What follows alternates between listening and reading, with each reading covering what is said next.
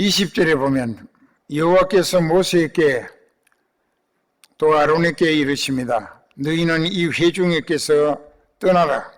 내가 순식간에 그들을 다 싹 없애버리려 하노라. 하나님이 너무너무 마음 상하시고 실망이 이만저만이 아니셨습니다.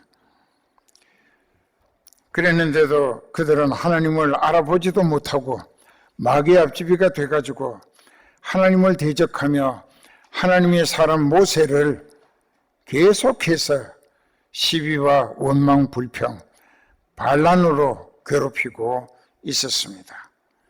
그래서 하나님도 이상 더 참으실 수가 없어서 광야 교회를 정비하시기 위하여, 정화시키기 위하여 모세와 아론에게 너희는 이 회중을 떠나라. 내가 이 사람들을 이상 더 기대 걸 것도 없고 참을 필요도 없다.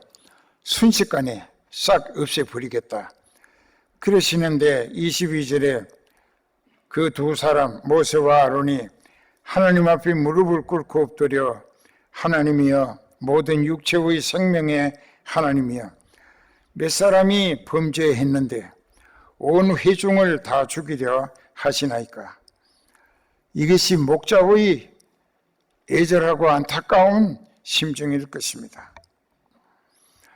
여호와께서 모세에게 대답하십니다. 회중에게 명하여 이르기를 너희는 고라와 다단과 아비람의 장막 사면에서 떠나라 하라. 모세가 일어나 다단과 아비람에게로 갔습니다. 이스라엘 장로들이 따라갔습니다. 모세가 회중에게 말합니다. 이 악인들의 장막에서 떠나고 그들의 물건은 아무것도 만지지 말라. 그들의 모든 죄 중에서 너희도 멸망할까 두려워진다. 무리가 고라와 다단과 아비람 온의 장막 사면을 떠나고 다단과 아비람 그 처자와 유아들과 함께 나와 자기 장막문에 섰습니다. 그 고라의 패거리가 따로 모여서 자기들 장막문에 섰는 거예요. 그리고 모든 회중은 그들에게서 다 멀리 떠났습니다. 그리고 이제 모세가 28절에 여호와께서 나를 보내사 이 모든 일을 즉 이스라엘을 애굽에서 나오게 하고 가나안으로 이끌어가게 하신 것이 사실인지 아닌지를 이 일로 백성들이 확인해 볼 수 있을 것이다.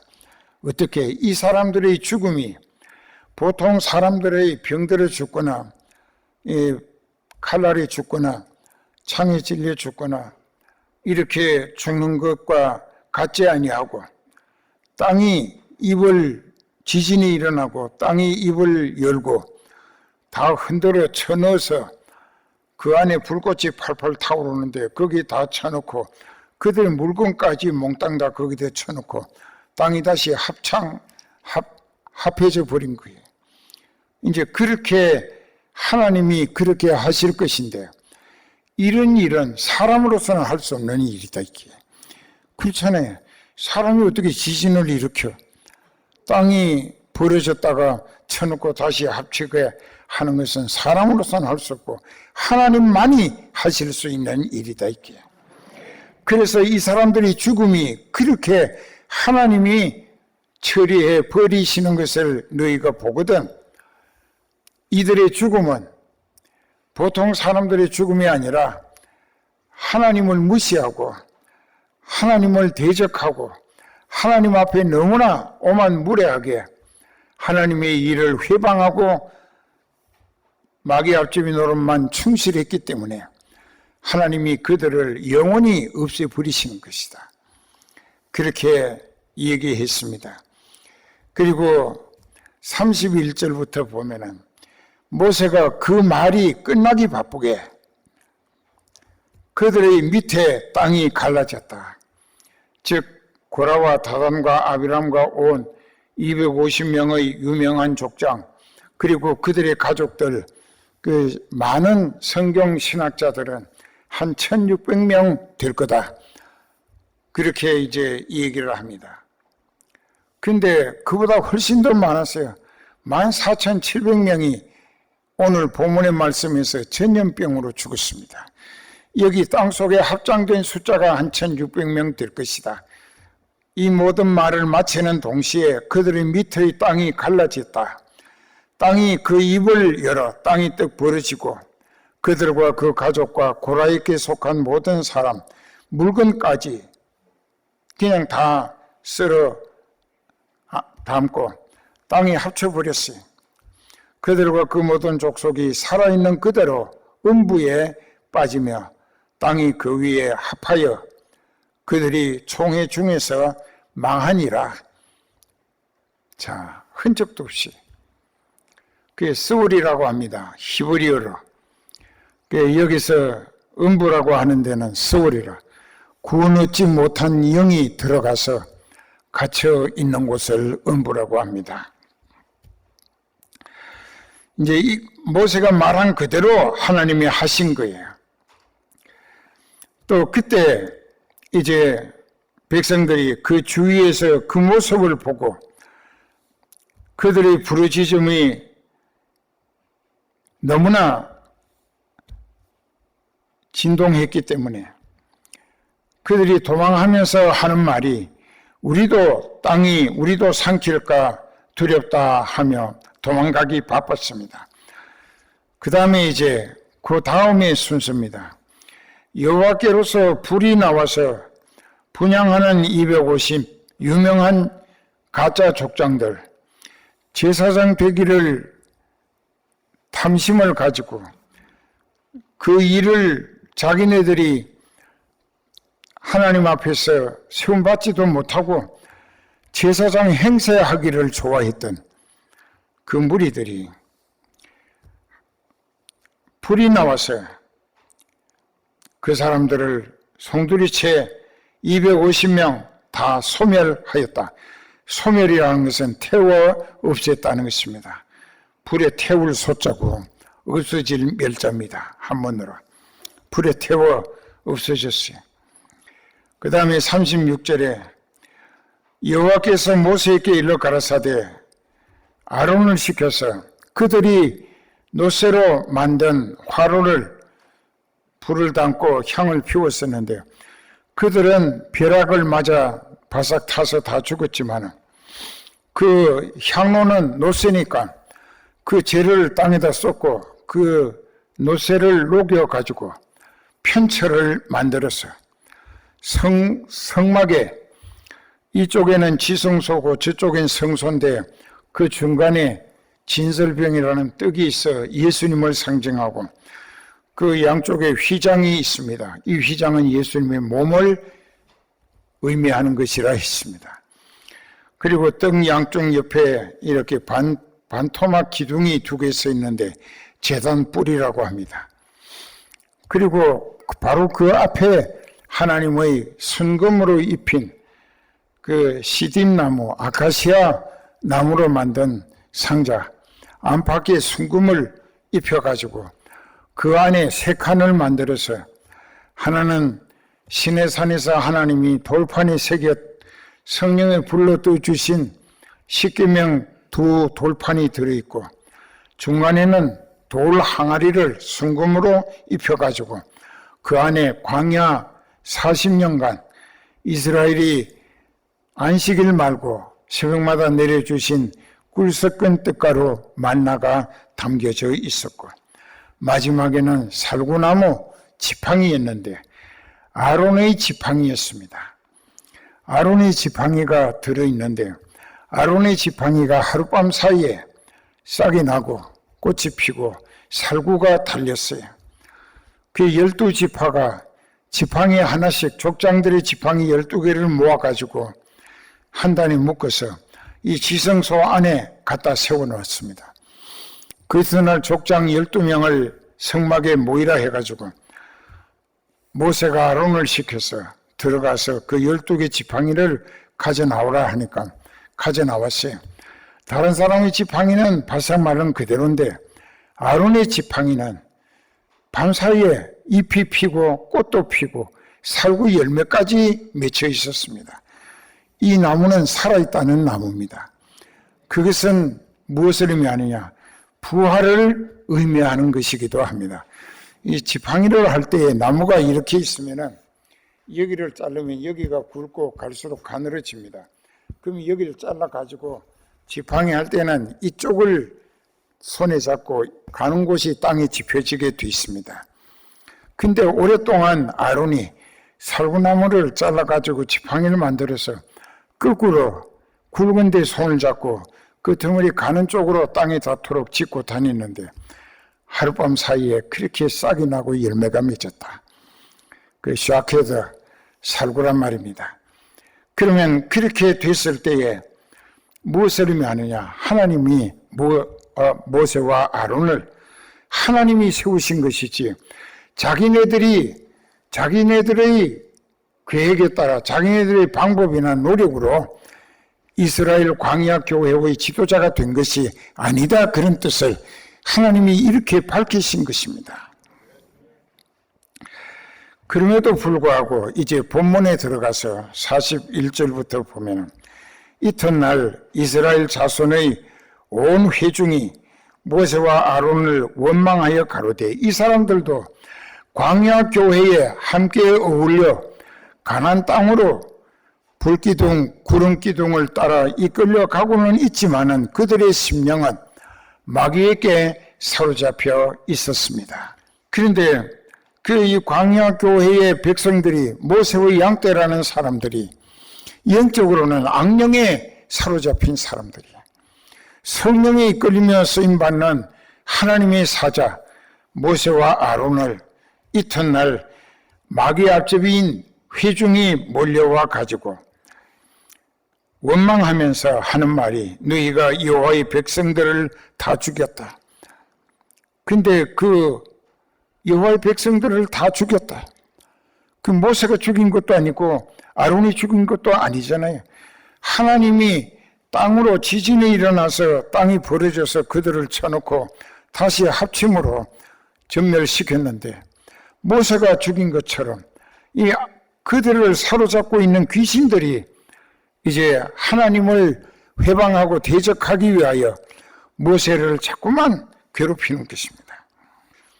그래서 그들이 이튿날 이스라엘 자손이 회중이 모세와 아론을 원망하여 가로되 너희가 여호와의 백성을 죽였도다 하고 회중이 모여 모세와 아론을 때려준다 이게. 칠 때에 막 치는 거예요. 때리는 거예요. 죽이려고. 이게 마귀 역사죠.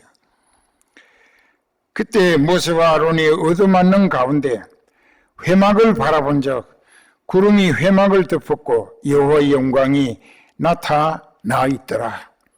하나님이 바로 그때에 자기 오른팔같이 쓰시는 모세와 또 제사장 아론이 죽임당하지 못하게 하나님이 방패해 주시려고 나타나신 거예요. 자, 오늘 이걸 우리가 믿읍시다. 장 목사나 여러분이 하나님께 회개하고 성령에 사로잡혀서 하나님의 계획에 따라 성령의 도구로 이끌리며 쓰임받을 때 하나님 마음에 섬김을 다하는 진실하고 충성스러운 종으로 인정받으면 원수 마귀가 나를 해칠 뿐만 아니라 대적하며 회방하고 여러 모형으로 발악할 때 하나님이 그 자리에서 나타나셔가지고 그들을 없애버리신다. 이게 여기 이제 다 죽습니다. 여호와의 영광이 나타나서 회막을 덮었다. 모세와 아론이 회막 앞에 가서 즉 하나님 앞에 가서 여호와께서 모세에게 하시는 말씀을 듣습니다. 너희는 이 회중에게서 떠나라. 내가 순식간에 그들을 멸하려 하노라. 하나님이 너무너무 계속 실망이고 소망이 없다게 구제불능이야. 대책이 없는 거야. 그러니까는 하나님은 너희는 이 회중에게서 떠나라. 내가 순식간에 그들을 멸하려 하노라 하실 때에 그 두 사람이 다시 하나님 앞에 무릎을 꿇고 기도를 합니다. 기도를 끝내고 모세가 자기 형 3살 더 먹은 아론에게 지시를 합니다. 너는 향로를 취하고 제단에 불을 담고 그 위에 향을 두어 급히 회중에게로 가라. 그들을 위하여 회개시키고 속죄제를 올리도록 하라. 여기에서 우리가 깨달아야 할 게 있어요. 평상시보다도 재앙이나 연병이나 이 세상 환난 풍파가 불안과 두려움으로 가득히 차고 넘칠 때에 양떼를 이끄는 목자에게 기지가 있어야 한다. 여기 백성들이 모세와 아론을 치면서 죽이려고 악을 쓰면서 너희가 왜 우리와 동행하던 우리 형제 백성들을 죽였느냐고. 모세가 죽인 것도 아론이 죽인 것도 아닌데 악령에 사로잡혀서 악령이 시키는 대로 대적했습니다. 하나님이 크게 화가 나셨어요.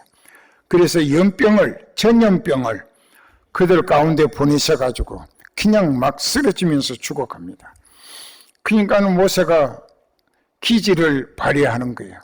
아론이 제사장이라 회개시키고 그 회개한 사람의 죄를 용서받도록 하기 위하여 향로를 제단 숯불을 담고 향을 그 위에 얹어가지고 회중 가운데로 들어가서 하나님의 진노의 연병에 걸린 사람 죽어가면서 회개할 거 아니냐 이게. 죽어갈 때는 회개합니다. 그 고통과 견디기 어려운 숨막히는 괴로움 때문에 회개합니다. 아무리 악질이라도 숨지기 전에는 다 본심이 순간적으로 그 사람을 회복되게 한다는 것입니다. 본심, 본래의 마음. 그러니까는 모세의 기지가 여기에서 발휘되는 거예요. 어떻게 발휘되느냐?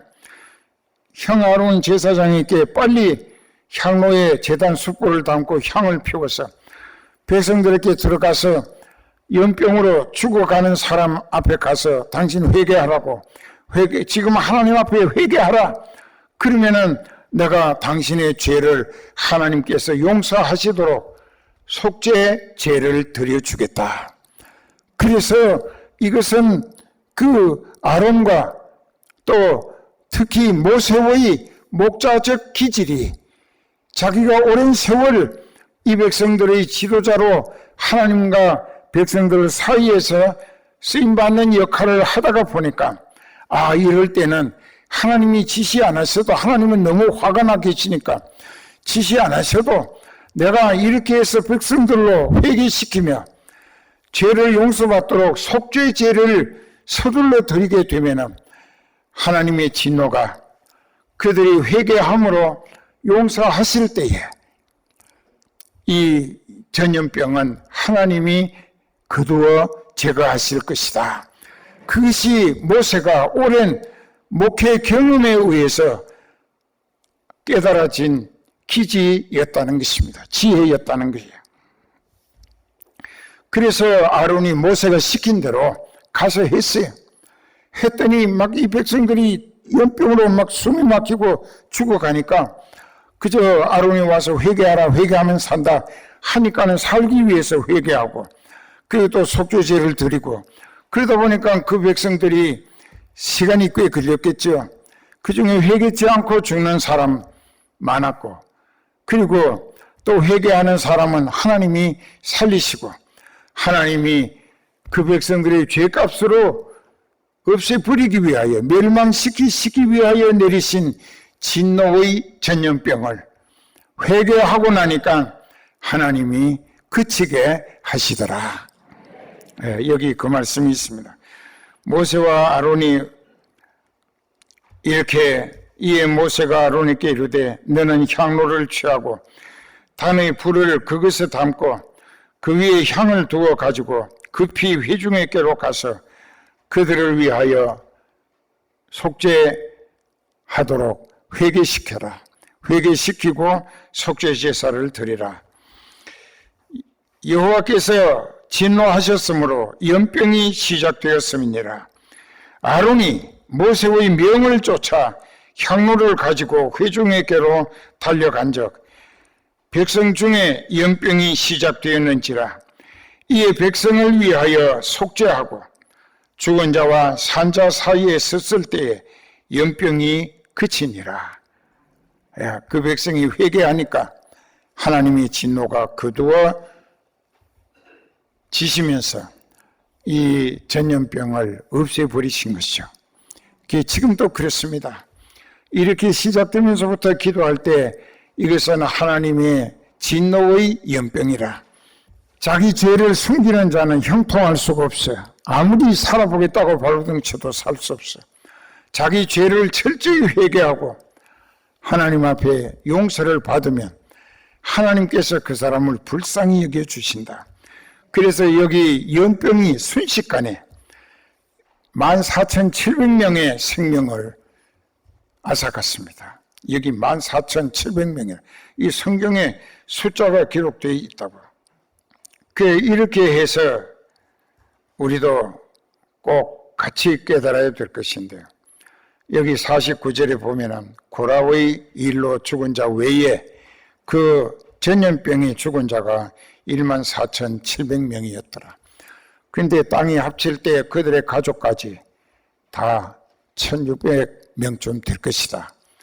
그리고 이제 민수기 26장 11절에 보면은 여기에서 고라의 아들들은 여기 가담을 하지 않았습니다. 비록 아버지지만은 아버지가 하는 짓이 순 마귀 앞집이 노릇만 하니까는 그들은 성령이 끌려서 전혀 아버지와 무관하게 믿음 지켜 성전에서 봉사했기 때문에 민수기 26장 11절에 보면은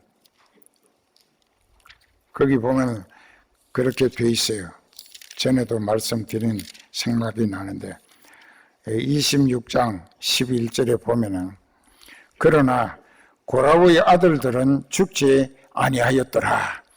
그 뒤에 이제 시편이나 여러 군데 보면 그 자손들이 찬양대원이 되고 또 찬송가를 만들고 여러 악기를 연주하면서 하나님 성전에 봉사했었다라는 기록이 있습니다. 비록 아버지고 자기를 낳아준 부모님이라 할지라도 영이 잘못됐으면 자기 믿음은 자기가 지킬 줄 아는 지혜가 고라의 아들들에게서 배워야 하지 않겠는가. 이게 참 중요한 얘기입니다. 그래서 잠언 28장 13절에 자기의 죄를 숨기는 자는 형통치 못하나 죄를 자복하고 버리는 자는 불쌍히 여기심을 받으리라. 우리가 사는 것은 생명을 내시고 생명을 보존 유지시키시고 생명을 거두기도 하시는 하나님께 인정받고 그 하나님 관심의 자녀가 되고 하나님 기대의 자녀가 되면 하나님이 살리십니다. 어떤 어려움 속에서도 병 걸리지 않게 해주시고 살리실 거예요. 이 시간 회개함으로 우리 자신이 먼저 하나님 앞에 기대와 관심의 대상이 되고 진짜 믿음으로 살아서 하나님이 나를 두고 계획하신 뜻을 이루시기 위해 내가 꼭 필요해서 나를 살리고파 지실 때에 이 병마를 방패해 주시고 또 병들어서도 고쳐가며 살리셔서 쓰시는 줄 믿으시기 바랍니다. 우리의 생명은 그 주권이 하나님께 있습니다. 진짜 믿읍시다. 이 시간 진짜로 회개함으로 내가 살고 내 가정을 살리고 교회도 살고 나와 민족을 살리고 인류를 살리는 복음의 증인들이 됩시다.